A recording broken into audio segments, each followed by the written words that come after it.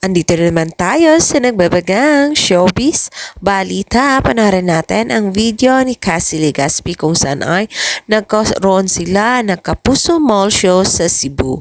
Panoorin natin ang video nila.